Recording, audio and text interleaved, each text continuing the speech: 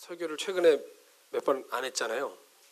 아프리카 갔다가 오고 또 지난주에 김용태 목사님께서 또 설교해 주시고 그래서 참 설교하는 게 굉장히 어색하네요. 어색하고 어떻게 해야 될지 모르겠고 그러나 해야 되겠죠. 열심히 해보겠습니다. 마가의 다락방이 전국에 본격적으로 알려지게 된 계기는 2010년도에 그 데이빗 오어 박사님이라는 분이 오셨을 때였습니다. 그때 여러분 혹시 참석하신 분 계시나요? 예, 데이빗 오어 박사님이라고요. 케냐의 목사님이십니다. 흑인이시죠. 흑인 목사님이시고 전 세계에 일어나는 자연 재해들을 이렇게 예언하시고 하나님의 회개의 메시지를 전하는 귀한 주님의 종입니다. 그분에 대해서 왈가왈부하는 분 많지만 저는 그분을 옆에서 잠깐 보면서 느낀 건 정말 하나님을 경외하는 종이구나라는 것을 당시 잠시 느꼈습니다. 2010년도에 데이빗 오어 박사님이 한국에 처음 오셔서 처음 서신 강단이 마가의 다락방이었어요. 근데 여러분 아시는 분은 아시겠지만 그때 그 마가의 다락방 지금 건물이 원래 건물이 아니거든요.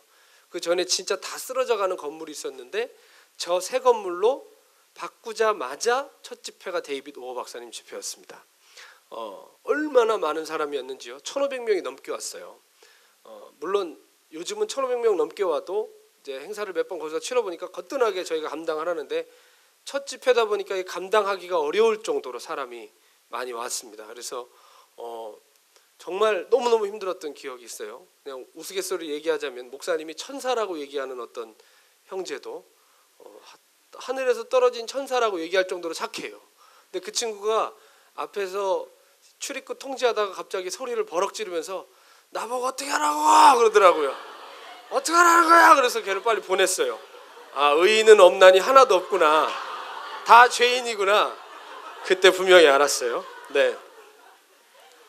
그만큼 사람이 많이 왔고 사람들이 와서 공짜로 집회 참석하면서 얼마나 은행 고객들처럼 까다롭게 굴든지 조금 복잡할 수도 있지 소리를 지르고 아무튼 유난들을 많이 떨었습니다. 그래서 그 천사가 한순간에 그렇게 됐었죠. 그때 데이빗 오어 박사님께서 오셔가지고 진짜 아주 강력한 심판과 회개의 메시지를 전하셨는데 그 전하신 이후에 두 가지 아주 극렬한 반응이 있었습니다. 전쟁이 곧 일어나고 한국의 교회가 이제 하나님의 심판 앞에 서 있다는 메시지를 듣고 두 바람이 불었는데 한쪽 바람은 강력한 회개의 바람이고 한쪽 바람은 강력한 사재기의 바람이 불었습니다. 회개의 바람직한 것이죠. 근데 사재기가 뭔지 아시죠? 사람들이 곧 전쟁이 난다 그러니까 마트에 가서 물을 사재기하고 통조림을 사재기하고 이런 일들이 믿지 않는 사람들이 아니라 그 메시지를 들은 성도들 안에서 일어나기 시작했다는 거예요. 그럼 마지막 시대의 관건은 오래 살아남는 건가요? 마지막 시대의 관건은 오래 살아남는 게 아니라 참된 회개를 통해서 다가오는 하나님 나라를 준비하는 것입니다. 그렇죠? 우리가 똑같은 사건을 맞이해도 그 사건이 주는 의미를 어떻게 파악하느냐에 따라서 우리가 반응하는 관건이 달라지는 거예요. 여러분 그리스도인의 삶에 있어서 가장 중요한 관건은 뭘까요? 어떤 가치를 매기느냐에 따라서 관건이 달라지는 거예요. 우리가 삶에 대한 의미를 어떻게 정의하느냐 전혀 다른 반응을 갖게 되겠죠. 여러분 캘리포니아 복음이라는 얘기 들어보셨습니까? 롤이 아니에요. 캘리포니아 롤이 아니라 캘리포니아 복음이라는 얘기 들어보셨어요? 요즘 기독교계에 캘리포니아 복음이라는 신종 유행어가 생겨났습니다. 캘리포니아는 살아본 적은 없지만 일주일은 있어봤습니다. 근데 있어보면서 느낀 게 참 따뜻하고 공기도 참 꽃향기 같은 게 나고 여긴 참 좋네. 그렇게 할 정도로 환경이 좋았어요. 캘리포니아는 미국에서도 가장 따뜻하고 태양이 찬란하고 부유한 사람들이 모여 살아서 많은 사람이 살기 원하는 지역입니다. 캘리포니아 복음이라는 것은 이러한 풍요하고 향락적인 삶을 축복이라고 믿기 때문에 사교적인 교제를 즐기고 행복을 가져다 준다고 믿는 편안한 복음을 얘기하는 거예요. 캘리포니아 복음이 뭔지 아시겠죠? 모르겠어요? 실제로 캘리포니아에 세계에서 이름만 대면 유명한 많은 대형 교회들과 유명한 목회자들이 있습니다. 새 무슨 교회 이런 거 있죠. 새들 무슨 교회, 새들 교회 이런 게 있어요. 새들 100 여러분. 아무튼 그런 교회들이 캘리포니아에 있고, 아무튼 유명한 회사들도 실리콘밸리도 캘리포니아에 있고, 여러분 아시는 아이폰 그 애플 본사도 캘리포니아에 있죠. 아무튼 좋은 거 캘리포니아에 다 있어요. 롤도 거기 있고, 예. 크고 편리한 교회 건물, 세련되고 감동적인 설교, 어마어마한 주차장, 수준 있는 음악회 듣는 것 같은 찬양, 희생이나 고난을 요구하지 않고 양심의 부담을 느끼지 않을 정도의 자선 행위만 얘기하는 충분한 그걸만 있는 교회. 이러한 교회는 사람들이 많이 모일까요? 안 올까요? 많이 모이는 거예요. 왜일까요? 미국의 그런 자본주의와 중상유층 사회를 지지해 주기 때문입니다. 이게 복된 삶이라고 얘기해 주는 거예요. 그러니까 사람들이 오는 거죠. 그러니까 외적으로는 교회가 부흥하는 것 같아요. 그리고 이런 교회를 이끄는 목회자는 성공한 목회자로 칭송을 받아요. 그래서 어떻게 합니까? 한국에서 전 세계에서 너도 나도 캘리포니아 복음 배우러 캘리포니아로 가고 있습니다. 미국 중상류층의 삶을 대변해주고 옹호해주는 복음이에요. 지극히 현세적이고 육체적인 가짜 복음의 물결이 미국에서 시작돼서 전 세계로 넘실거리면서 지금 흘러가고 있습니다. 한국에도 그런 물결이 이미 온 지 오래이죠. 마치 우리의 삶이 영원할 것처럼 지금의 축복과 편안함이 삶의 가장 중요한 가치라고 우리가 인생을 해석하게 된다면 우리는 그러한 캘리포니아식의 복음을 따라갈 수밖에 없는 것이죠. 여러분, 그리스도인은 마지막 때를 살아가는 사람들입니다. 단지 우리의 지금 현재의 타임라인이 마지막 때에 와 있기 때문에 하는 말이 아니라 역사를 살다간 모든 하나님의 사람들, 성경에 나오는 모든 하나님의 사람들은 마지막 때임을 인식하며 살았습니다. 성경은 가장 최근에 기록된 게 2000년 전 겁니다. 가장 오래된 건 4000년 전 겁니다. 근데 2000년 전에도 사도 바울이 뭐라고 얘기하죠? 이제 때가 멀었대요? 가까웠대요? 때가 가까웠대요. 여러분, 모든 신실한 그리스도인은 자신이 사는 시대의 타임라인에 상관없이 주님 오심을 기다렸고 마지막 때임을 인식하며 살았다는 것을 꼭 기억하셔야 됩니다. 그래서 2000년 전에 이 주님이 곧 오실 거라는 급박한 메시지가 이 시대를 사는 우리에게도 동일하게 급박한 마음을 전달하는 이유가 바로 그것입니다. 신앙 선배들에게 있어서 가장 중요한 관건은 믿음을 지키는 거였어요.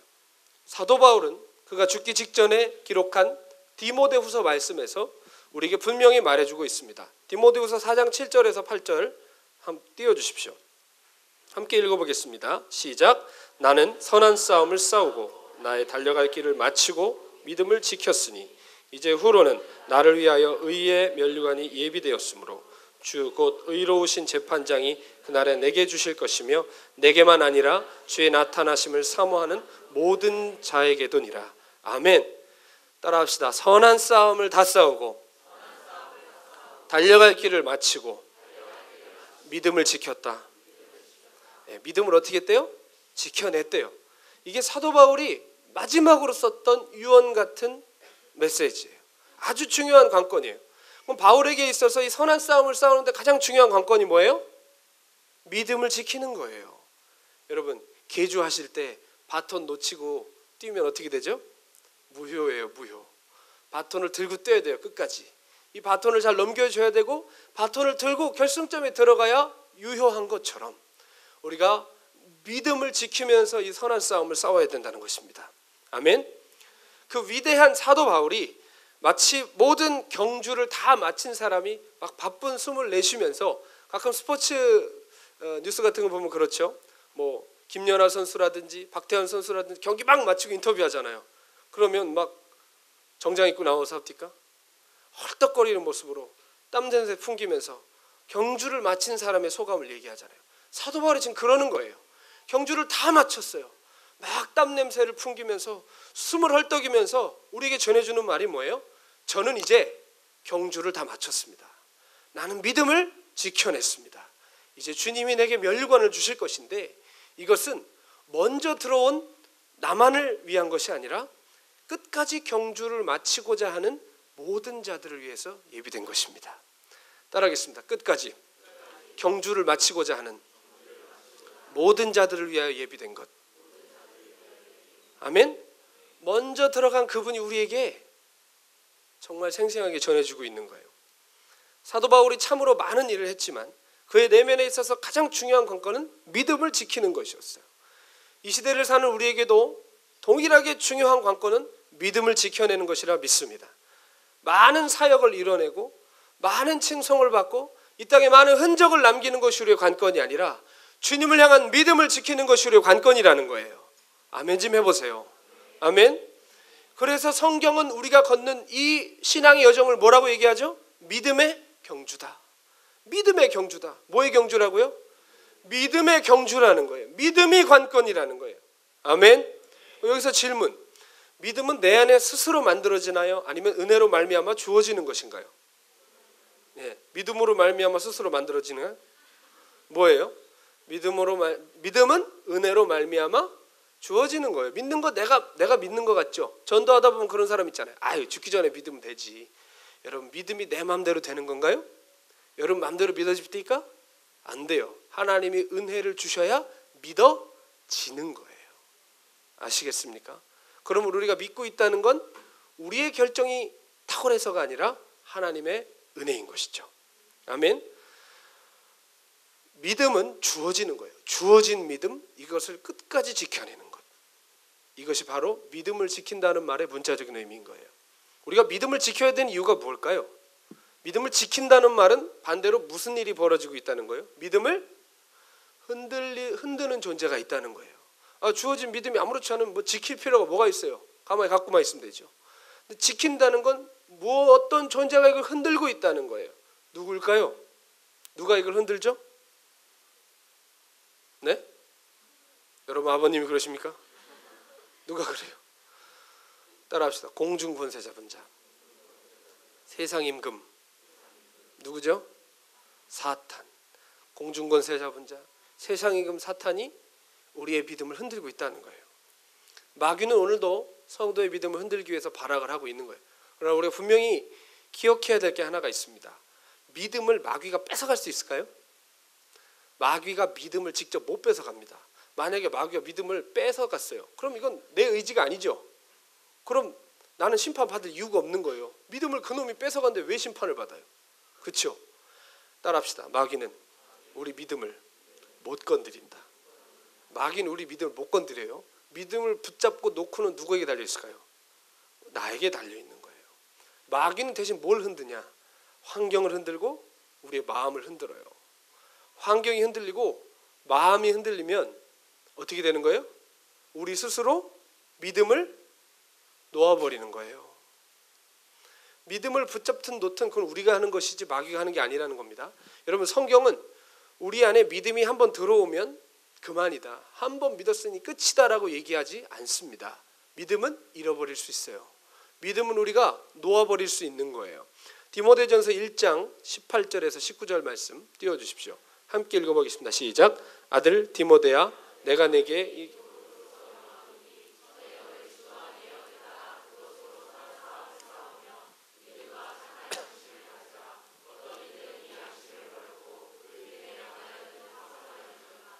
여러분 믿음의 관원이 어떻게 됐대요?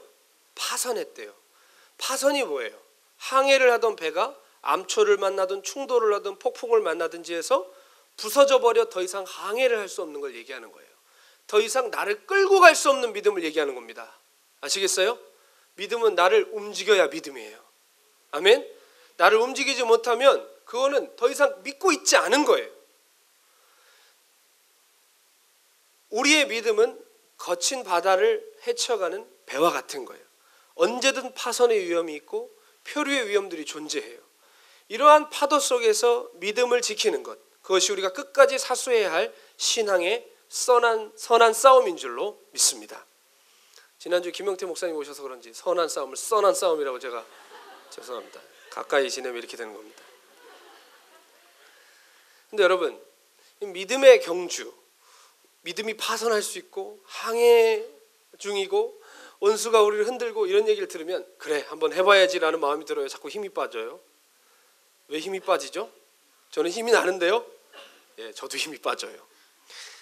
이런 이야기를 들으면 한번 해보자라는 결심보다 솔직히 자신이 더 없어지고 힘이 빠지는 게 사실입니다. 왜? 우리는 이미 너무 많은 실패와 좌절과 낭망을 경험했기 때문이에요. 파선이 아니라 침몰도 몇 번 해봤어요. 그러니까 굉장히 자신이 없죠. 이거 어떻게 해야 되나?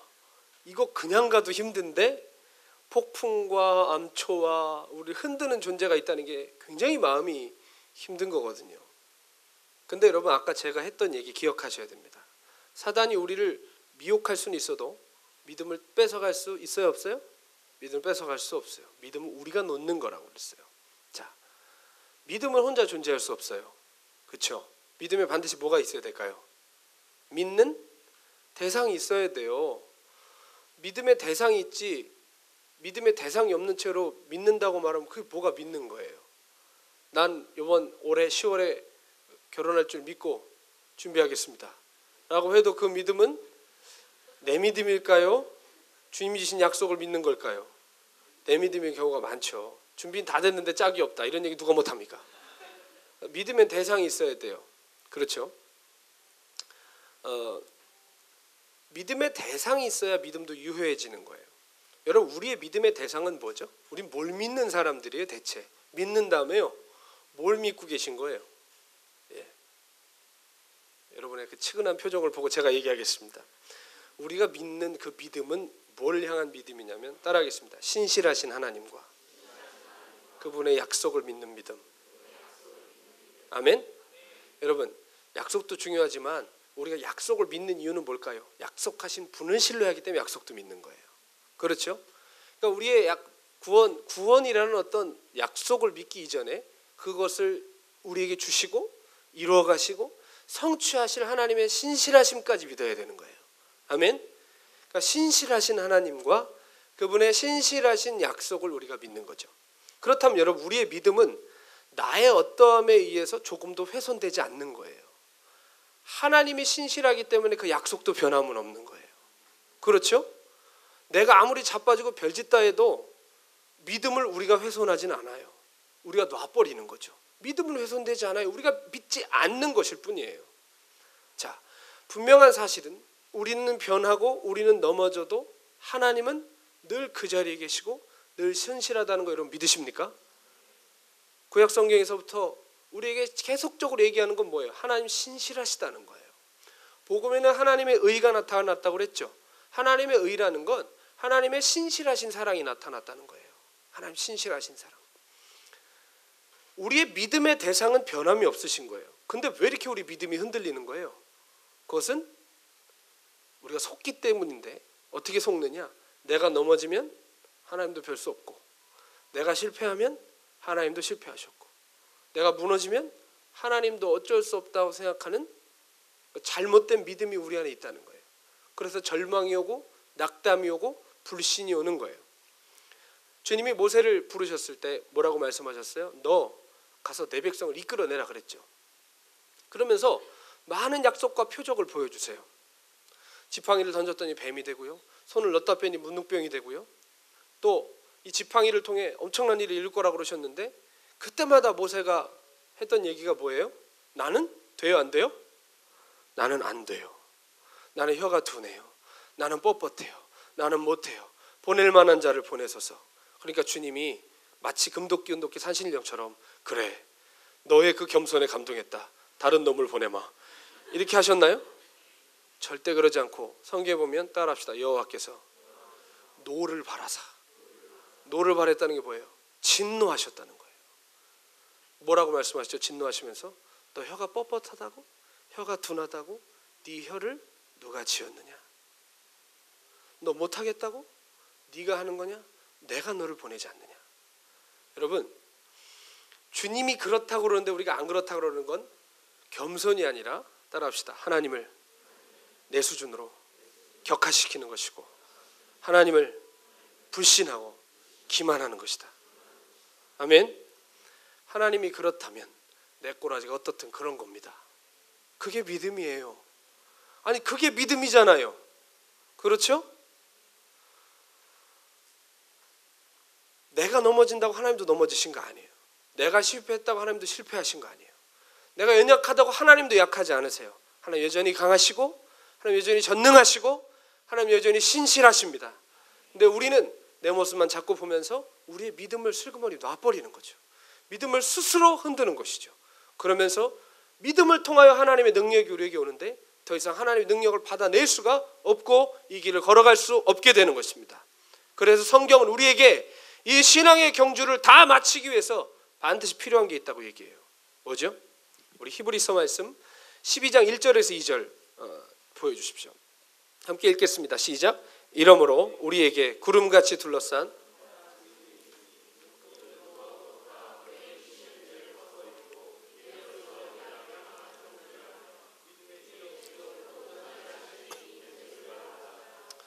앞에 있는 기쁨을 위하여 십자가를 참으사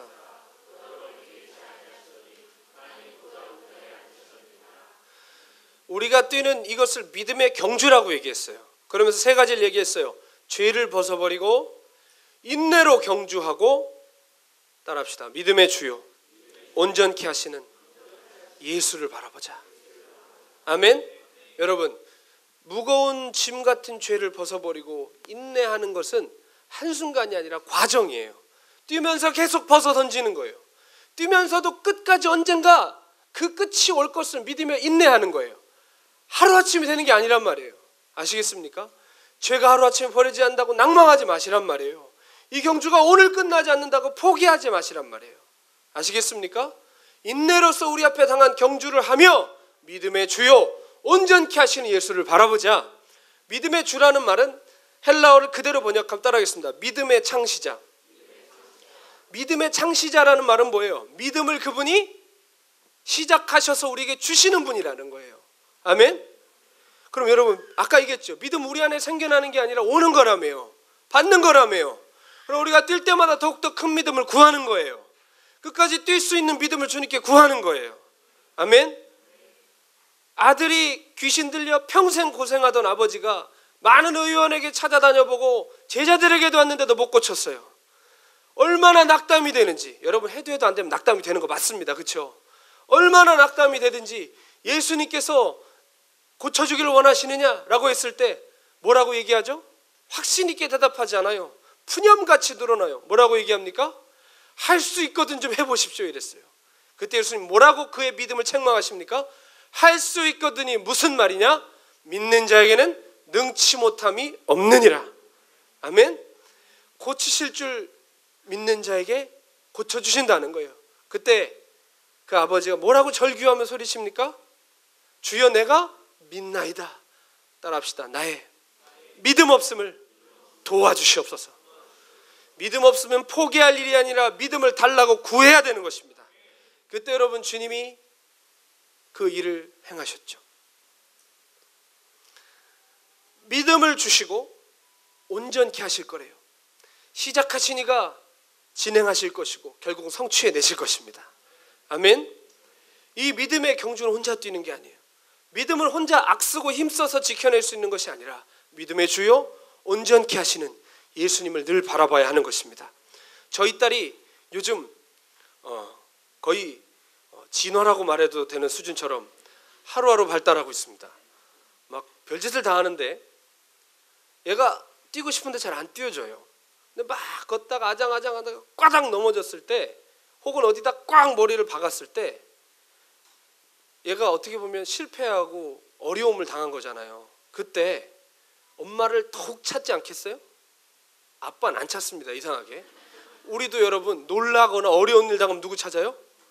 주님을 찾습니까? 저는 엄마가 나오던데요. 엄마 이렇게 안 됩니까? 예, 본능인 것 같아요. 예. 애가 부닥치고 어렵고 힘들고 실패하고 넘어질수록 더욱 악을 쓰며 엄마를 찾아요. 그럼 엄마는 어떻게 하죠? 달려가서 안아주고 싸매주고 업어주고 닦아주고 한단 말입니다. 만약에 빛나가 굉장히 조숙하고 성숙해가지고 꽝 부딪혔는데 엄마가 실망하시겠지? 하면서 나를 버릴 거야 이런 마음으로 울음을 꾹 참고 있다면 얼마나 측은하고 불쌍하겠어요.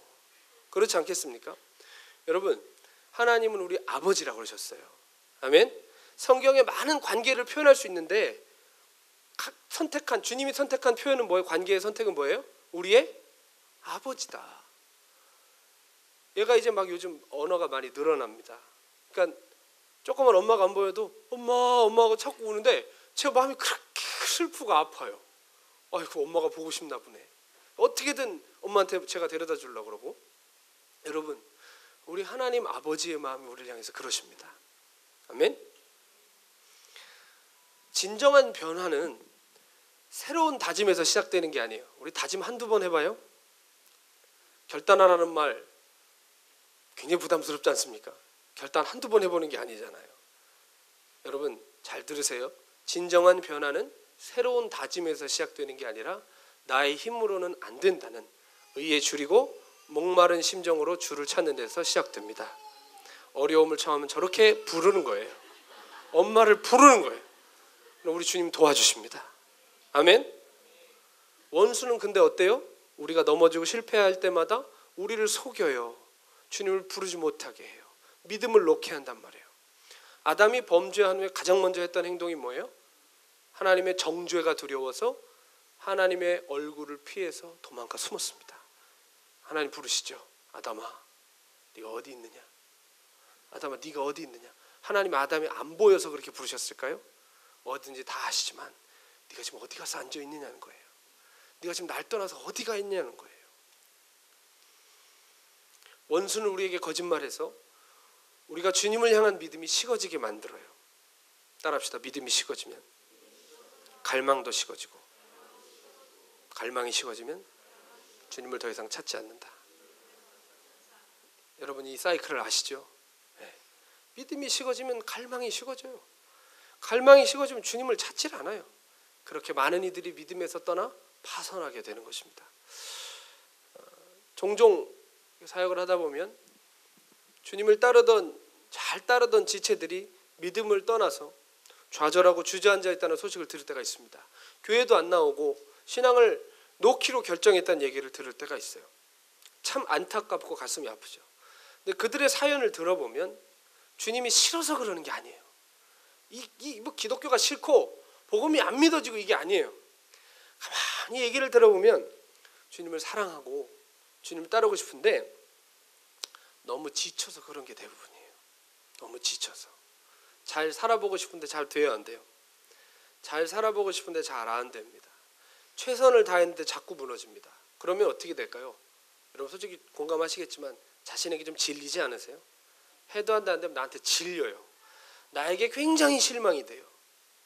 그리고 계속 그게 반복이 되면 우리 영혼이 더 이상 감당을 못 해내는 거예요. 여러분 사람에게 마음이 있고 정신이 있잖아요.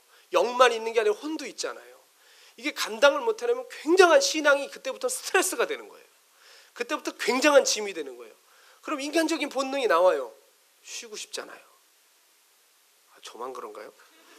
그런 마음 안 드세요? 막 질리고 제발 좀 쉬었으면 좋겠어. 이제 그만했으면 좋겠어. 하면서 막 회의가 느껴질 때가 있어요. 그러다 보면 점점 멀어지고 어느 시점이 되면 끈을 툭 놓게 되는 거예요. 정말 가슴 아픈 일이죠. 그런 소리를 들을 때마다 목회자로서 정말 나는 자격 미달이구나 라는 생각밖에 들지 않습니다. 솔직히 오늘 이 설교도 최근에 참 귀한 지체 하나가 스스로 지쳐서 신앙을 놓으려 한다는 이야기를 듣고 문자도 보내보고 전화도 했는데 받지도 않고 답장도 없고 참 가슴이 아파요. 그래서 어떻게 해야 되나라고 묵상하고 이 일을 생각하고 있던 중에 이 공동체 속에서 이 춤을 나누겠다는 부담을 주셔서 오늘 이렇게 말씀을 전하게 된 것입니다. 여러분 믿음은 인내예요. 믿음의 다른 말은 인내란 말이에요. 아시겠어요? 단번에 되는 게 아니에요. 모세가 그리고 이스라엘 백성이 홍해를 갈라주시겠다는 하나님의 약속을 듣고 앞으로 전진했죠. 근데 여러분 이집트의 왕자나 십계 같은 뻥 같은 미디어에 속지 마십시오. 거기 보면 내밀자마자 어떻게 돼요? 쫙 갈라지는데 성경을 보세요. 쫙 갈라졌대요. 그들이 전진했는데 홍해는 그대로 있어요. 근데 어떻게 했어요? 그들이 지치지 않고 나아갔을 때 하나님께서 밤새도록 동풍을 불게 하사 홍해를 말리셨다고 그랬어요. 갈르셨다고 그랬어요. 어떻게 해요? 밤새도록. 많은 시간이 필요했어요. 아브라함 이삭을 얻기까지 믿습니다 하는 건 갑자기 애가 쑥 나왔나요? 어떻게 됐어요? 믿었지만 25년 동안 기다렸어요. 믿음은 인내예요. 아멘. 주님 오실 줄 믿었는데 이분이 계속 안 와요. 그러나 이분은 오실 거예요. 믿음은 인내예요. 아멘. 우리의 신앙의 선배들이 그 믿음으로 그 길을 걸었습니다. 믿음은 아직 끝나지 않은 경주예요. 절대로 포기하지 마세요. 우리를 부르신 분, 오늘도 붙드시는 분, 그리고 결국은 우리로 하여금 승리의 노래를 부르게 하실 예수님을 신뢰하십시오. 믿음의 주요, 온전케 하신 예수님을 바라보셔야 되는 거예요. 믿음은 본디 우리에게서 나지 않았죠. 주님이 믿을 수 있는 은혜를 주셨다고 그랬어요. 주님은 늘 그 자리에 계시고 우리를 변함없이 사랑하시고 그분의 약속은 오늘도 신실하십니다. 그러하기에 우리는 연약해도 믿음은 변할 이유가 없는 거예요. 아멘. 우리가 부족해도 믿음을 놓을 이유는 없는 거예요. 왜요? 믿음의 대상이신 그분이 여전히 변함이 없으시고 신실하시고 약속은 폐해지지 않았기 때문에 믿음은 변할 이유도 놓을 이유도 없는 것입니다. 아까 우리 찬양했죠. 내가 연약할수록 더욱 귀히 여기신대요. 연약할수록 주님 더 붙드셔야 돼요. 저희 애가 부닥치고 어려운 일 당할수록 더 악을 쓰고 주님을 엄마를 찾듯이 우리도 여러분 어려운 일 당하고 실패할수록 악을 쓰고 주님 찾으십시오. 주님을 부르시란 말이에요. 연약하기에 주님 더욱 신뢰할 수밖에 없는 것입니다. 여러분 믿음은 우리 쪽에서 바닥이 날 때 실은 더 커져야 되는 거예요. 내게 가능성이 없는 거니까. 그렇죠? 근데 우리는 사단에게 속아서 내 가능성과 함께 하나님이 하실 수 있는 가능성까지도 믿지 않습니다. 여러분 마귀의 음성을 떨쳐내십시오. 오늘 말씀 히브리서 10장 35절에 39절 말씀을 함께 볼 때 여러분 히브리서는 많은 핍박 속에 사그러져가는 믿음을 부여잡고 있는 유대 교회를 향하여 쓰여진 서신이에요. 오늘 말씀 본데 19절부터 읽고 싶었지만 그렇게 되면 너무 많은 부연 설명이 붙기 때문에 설교가 길어질 것 같아서 35절부터 39절까지만 본문으로 정했습니다. 우리 앞으로 가서 23절, 25절 한번 읽어볼까요? 23절부터 25절 성경책을 펴시고 한번 읽어보겠습니다. 시작. 또 약속하신 이는 미쁘시니 우리가 믿는 도리의 소망을 움직이지 말며 굳게 잡고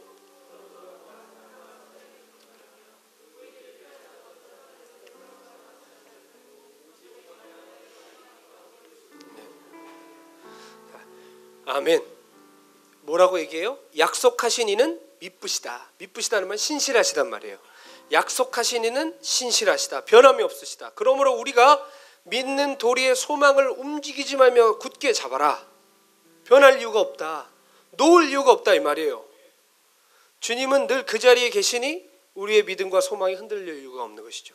우린 연약하지만 신실하신 주님을 믿으면서 계속해서 사랑과 선행을 격려하고 모이기 힘쓰라는 말입니다. 한마디로 정리하면 뭐예요? 지치지 마라. 포기하지 마라 이 얘기예요. 35절 보겠습니다. 35절 함께 읽겠습니다. 시작. 그러므로 너희 담대함을 버리지 말라. 이것이 큰 상을 얻게 하느니라. 담대함은 믿음의 열매예요. 믿음의 다른 말이에요. 신실하신 주님을 바라보면 나는 부족해도 담대함이 생기잖아요. 다시 한번 시작할 수 있게 되잖아요. 그 담대함은 결국에 큰 상을 얻게 한다는데 여기서 큰 상은 약속하신 영육간의 구원을 얘기하는 거예요. 여러분 아직 우리 육체는 구원받지 못했습니다. 우린 영혼만 구원받았어요. 그렇죠? 우리 육체는 언제 구원받죠? 주님이 오시는 날에 우리 육체 부활할 때 육신까지 부활 얻는 것입니다. 아멘. 우린 아직 완전한 구원을 성취한 사람은 아니에요. 약속받았어요. 아멘. 근데 약속하신 그분 신실하시잖아요. 그거 믿으라는 거예요. 전진하라는 거예요. 그럼 큰 상을 얻을 것이다. 육신의 부활, 영육간의 부활, 주님 오심을 보게 될 것이다 이 말입니다.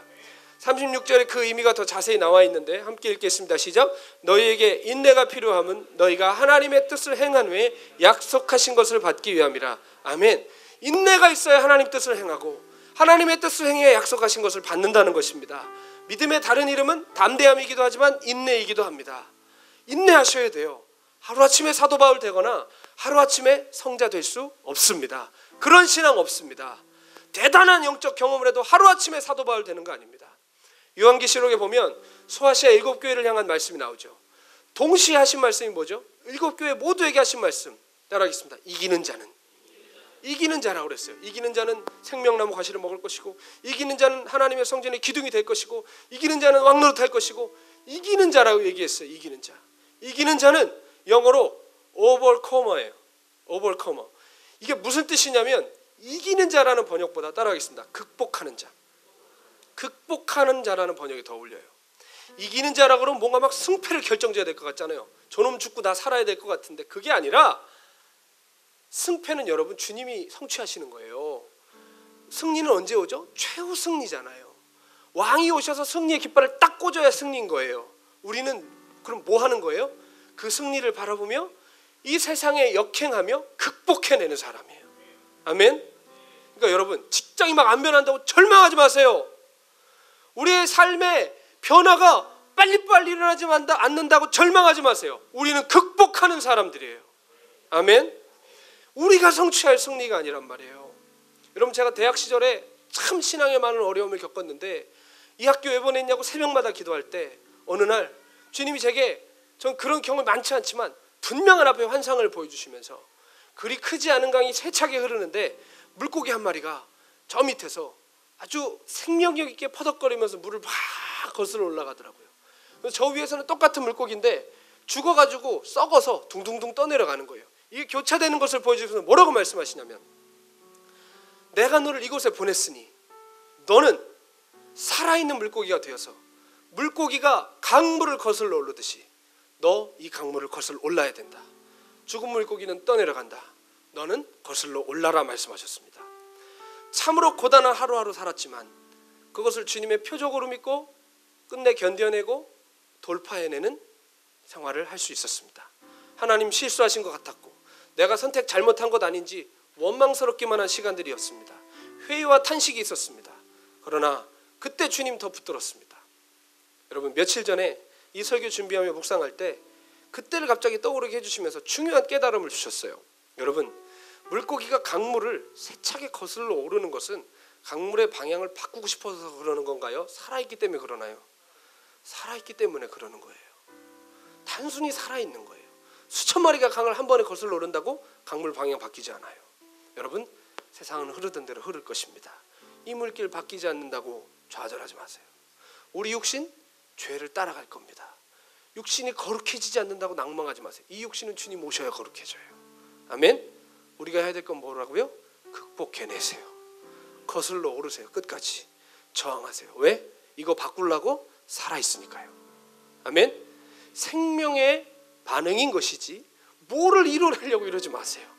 우리가 생명 따라 살면 주님이 하실 것입니다. 사랑하는 여러분, 세상 굴복시키려 하지 마십시오. 주님 오실 때 가까울수록 세상은 더 강해지고 더 발악할 것입니다. 우리가 해야 할 일은 묵묵히 생명력을 바라며 극복해내는 것이라는 걸 잊지 마십시오. 성경이 말하는 믿음은 단지 구원 얻는 그 순간에서만 믿음이 아니라 종말에 영육간의 완전한 구원을 성취하실 주님의 신실하심을 믿는 것까지 의미해요. 따라합시다. 처음도 믿음이고 과정도 믿음이고 결론까지 믿음이다. 그래서 의인은 뭐로 산다? 오직 믿음으로 사는 거예요. 아멘. 우리가 뒤로 물러가면 하나님 기뻐하지 않으신대요. 우리는 영혼을 구원할 믿음을 가진 자라고 그랬습니다. 이 믿음을 더욱 굳세게 하여서 전진하셔야 되는 것입니다. 제가 주중에 여수에 있는 손양원 목사님 순교 기념박물관에 잠깐 다녀왔습니다. 손양원 목사님 모르시는 분은 잠깐 말씀드리면, 그분 일제시대 때 신사참배를 하지 않으셔서 무수하고 잔인한 고문을 당하시다가 해방 이후에 여순 사건 아세요? 여순 사건. 여수와 순천에서 주둔하고 있던 한 연대에서 공산당 사상을 가진 군인들이 반란을 일으킵니다. 여수와 순천이 장악이 돼요. 그래서 그 안에서 집단적으로 기독교인들과 공산주의에 반대하는 사람을 학살했는데, 그때 누가 잡혀 죽었냐면 이 손양원 목사님의 두 아들 손동신, 손동인, 이 두 형제 24살, 19살 두 형제가 잡혀 죽습니다. 왜 잡혀 죽냐면 기독학생회 회장이었거든요. 그 같은 반에서 공부하던 안재선이라는 안재선이라는 그 학생이 공산주의자였어요. 박재선이 아니에요. 안재선이라는 학생이 같이 공부했는데 이를 갈고 기회를 보다가 여순 반란 사건이 일어나자마자 자기 반에서 같이 공부하던 손동신 이 형을 이제 끌고 가서 죽이려고 하니까 손동인 동생이 와서 우리 형님 죽이지 말라고, 장자라고, 차자인 나를 죽이라고 하면서 둘 다 죽여요. 그 자리에서 안재선이 그 자리에서 다 죽이고, 이 두 형제는 그 자리에서 죽기 전에 전도하고 예수 믿는 도를 절대로 버리지 않을 것을 맹세하면서 총사당해 죽습니다. 그리고 나서 얼마 있다 여순 반란이 진압이 됐어요. 그러면서 거기에 가담했던 모든 사람을 다 사형시키는데, 놀라운 사실은 그 아버지 손양원 목사님이 두 아들을 죽인 그 안재선이라는 학생을 용서한 거예요. 용서할 뿐만 아니라 양아들을 삼았어요. 그 딸인 손동희 권사님이 어릴 때 울고 불고 그렇게 매달리고 어떻게 아버지 이럴 수 있냐 그러니까 손양원 목사님 뭐라고 그러셨냐면, 어디 성경이 용서하라고 그랬냐, 사랑하라고 그랬지. 용서로 끝내면 안 되고 내가 저 재선이를 나의 양아들로 삼아야만 하나님의 역사를 이룰 수 있다 라고 그 안재선 학생을 양아들로 삼습니다. 놀라운 일이죠. 여러분, 뭐 카톨릭에서 이태석 신부 갖다 난리 피는데 손양원 목사님한테 될 것도 아닙니다. 여러분, 그분은 평생 나환자 목회하시고요, 나환자의 고름 찬 거 입으로 빨고 그분들과 함께 하셨던 분이에요. 그런 성자가 없습니다. 여러분, 정말 우리하고 감히 비교 가치가 없을 만큼 범접할 수 없는 분 같죠. 굉장히 얘기를 들으면 대단하다 싶지만 우리 삶은 아닌 것 같죠. 여러분, 이 손양원 목사님께서 이 안재선을 입양해서 어떻게든 목사로 삼아보려고 노력하시고, 근데 그분의 일기에 보면 막 그게 기뻐서 됐을까요? 안재선 그 놈을 앞에 앉혀놓고 밥을 먹는데 모래알을 씹어먹는 것 같더래요. 모래알을 씹어먹는 거. 얼마나 마음이 힘드셨을까요? 그러나 사랑이 그것을 결국은 이겼던 것이죠. 손양원 목사님 그러신 분인데, 그리고 결국은 6.25 때 다들 배 타고 부산으로 피난 가는데 1200명의 나환자들이 교회에 남았어요. 그래서 나환자들 버리고 갈 수 없다고 남아 계시다가 순교로 돌아가셨습니다. 근데 손양원 목사님 글들을 막 보는데 너무 감동이 되고 격려가 되는 글이 있어서 제가 적어왔습니다. 제가 읽어드릴게요. 성경대로 산다고 해서 오늘 예수 믿고 내일 바울이 되는 것이 아닙니다. 기독교는 생명의 종교라 점점 자라갑니다. 우리도 날마다 성경을 배워 자라갑니다. 기도하며 성경 읽고 우리 신앙이 자라 우주 속에 역사하시는 하나님을 발견할 수 있게 됩니다. 하루아침에 되지 아니한다고 낙심하지 마십시오. 하나님의 천지창조도 6일간 완성되지 않았습니까? 너희가 나를 믿으면 나보다 더 큰 일을 하리라 한 것은 사도들의 큰 역사를 말합니다. 사도 바울의 신앙도 점점 자라감을 우리가 볼 수 있습니다. 그가 처음에는 나는 사도 중에 작은 자라고 하더니 다음에는 신자 중에 작은 자라고 하고 나중에는 죄인 중에 괴수라고 하였으니 이는 신앙 장성의 표입니다. 손 목사, 너는 잘 믿는가? 누군가 물으면 나는 아닙니다. 악한 것뿐입니다라고 할 수밖에 없습니다. 다만 여러분을 위해 하나님께서 은혜를 입혀주신 것뿐입니다. 나에게도 불결한 것을 많이 발견합니다. 그러나 나는 낙심하지 않습니다. 어느 부인이 어느 날 울면서 내게 말해 주었습니다. 그것이 곧 거듭난 증거입니다. 제가 이 글을 읽고 굉장히 큰 격려를 받았습니다. 성경대로 산다고 해서 하루아침에 바울 되는 게 아니래요. 하루아침에 뭐가 되는 게 아니래요. 기독교는 생명의 종교이기 때문에 점점 자라가는 거래요. 오늘 콩 심는다고 내일 콩을 수확할 수 있는 게 아니죠. 점점 자라간대요. 그러면서 아주 감동적인 말을 하죠. 나에게도 불결한 것을 많이 발견하고 나도 죄인 중에 괴수인데 난 낙심하지 않는데요. 어느 날 어떤 부인이 울면서 와서 그러더래잖아요. 내가 죄인입니다. 나는 더럽습니다. 나는 아직 장성하지 않습니다라고 고백하는 손양원 목사님을 향해 그분이 뭐라고 그랬다고요? 울면서 그것이 곧 뭐의 증거다? 거듭남의 증거다. 여러분, 우리가 죄인임을 아는 건 축복입니다. 잘 안 되는 거로 가슴이 아프신 것은 우리가 거듭났다는 얘기입니다. 그것은 우리가 하나님을 향해서 지금 나아가고 있다는 것입니다. 주님 우리에게 애통하고 가난한 심령을 주셨어요. 주님 뭐라고 말씀하셨어요? 그것이 복이다. 천국이 너희 것이다. 아멘. 하나님의 뜻과 역행하는 이 세상 속에서 마냥 기쁘면 그게 어떻게 거듭난 사람이겠습니까? 이 땅에서 마땅히 애통하고 마땅히 가난하고 마땅히 온유하고 마땅히 목마르고 추린 심정, 우리 안에 주님이 우리 육신 연약함을 통해 계속해서 드러내고 계신 것입니다. 내가 연약한 사람임을 깨닫는 것, 내가 불결한 사람이어서 은혜 아니면 안 된다는 걸 깨닫는 것. 따라합시다. 그것은 포기할 이유가 아니라 거듭났다는 증거다. 아멘. 우리의 포기의 이유가 뭐예요? 잘 안 돼서요? 자꾸 너무 힘들어서요? 아니요, 여러분. 포기할 이유가 아니라 그건 거듭났다는 증거입니다. 주님 더 붙드셔야 돼요. 주님 다시 오실 때까지 이 믿음, 주님이 주신 믿음, 주님이 지켜주실 거예요. 너희 안에 착한 일을 행하시니가 그리스도 예수의 날까지 이루실 거라고 그랬어요. 그것까지 믿으세요. 주님이 끝까지 이뤄내실 거라는 걸 믿으세요. 따라합시다. 주님의 부르심은 후회하심이 없다. 로마서에 말씀하셨어요. 우리를 불러놓고 아유 이놈 자식 불렀는데 이따위네 이렇게 하지 않으신다고요. 부르시고 후회하지 않으신다고 그랬어요. 부르신 그분이 우리를 지켜주실 거예요. 부르신 그분이 우리에게 힘을 주실 거예요. 부르신 그분이 우리를 끝까지 붙들어 주셔서 마지막에 승리의 노래를 부르게 하실 것입니다. 우리 함께 찬양하시면서 우리의 믿음을 주님 앞에 보일 수 있는 귀한 시간 되기 원합니다. 찬양합시다. 여기에 모인 우리 여기